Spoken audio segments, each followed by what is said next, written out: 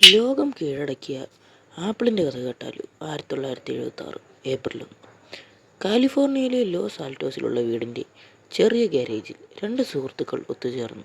Steve ജോബ്സും Steve വോസ്നിയാക്കും. അവർക്ക് വലിയൊരു സ്വപ്നമുണ്ടായിരുന്നു. സാധാരണക്കാർക്ക് വീട്ടിലിരുന്ന് ഉപയോഗിക്കാൻ കഴിയുന്ന ഒരു ചെറിയ കമ്പ്യൂട്ടർ നിർമ്മിക്കണം. അന്നവർ ചെറുപ്പക്കാരായിരുന്നു. ഓഫീസ് മുറി വാടകയ്ക്കെടുക്കാനുള്ള പണം അവരുടെ കൈവശമില്ലായിരുന്നു. അതുകൊണ്ട് തന്നെ ജോബ്സിൻ്റെ വോക്സ്വാഗൺ മിനി ബസ്സും വോസ്നിയാക്കിൻ്റെ പ്രോഗ്രാമബിൾ കാൽക്കുലേറ്ററും അവർ വിറ്റു. അതിനായുള്ള പണം അവർ നേടി. ഒരുപാട് പരീക്ഷണങ്ങൾക്ക് ശേഷം അവർ ആപ്പിൾ വൺ കമ്പ്യൂട്ടർ എന്ന ഉപകരണം കണ്ടെത്തി. ചെറിയ ചെറിയ ഗ്യാരേജുകളിൽ അവർ നടത്തിയിരുന്ന പരീക്ഷണം വലിയ വലിയ കമ്പനികളിലേക്കായി മാറി. എന്നാൽ പിന്നീട് കമ്പനിയിൽ നടന്ന മറ്റു പല പ്രശ്നങ്ങൾ കൊണ്ട് തന്നെ സ്റ്റീവ് ജോബ്സിന് ആപ്പിൾ കമ്പനി വിടേണ്ടി വന്നു. ഈ സമയം മുതലെടുത്ത് മറ്റ് കമ്പനികളും ഉയർന്നു വരാൻ തുടങ്ങി. എന്നാൽ ആഴങ്ങളിലേക്ക് പോയ ആപ്പിൾ കമ്പനിയെ തിരിച്ചു കൊണ്ടുവരാനായി സ്റ്റീവ് ജോബ്സ് തിരികെ എത്തി. 2007 ജോബ്സ് അത് അവതരിപ്പിച്ചത്.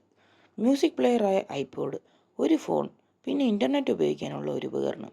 ഈ മൂന്ന് കാര്യങ്ങളും വെവ്വേറെ വാങ്ങുന്നതിന് പകരം മൂന്നും ചേർന്ന ഒരൊറ്റ ഉപകരണം ഞങ്ങൾ അവതരിപ്പിക്കുന്നു എന്നാണ് ജോബ്സ് പ്രഖ്യാപിച്ചത്.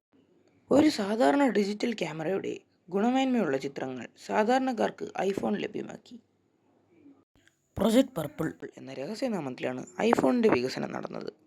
ആപ്പിളിലെ ഏറ്റവും മികച്ച എഞ്ചിനീയർമാരും ഡിസൈനർമാരും പുറം ലോകമറിയാതെ വർഷങ്ങളോളം അധ്വാനിച്ചു.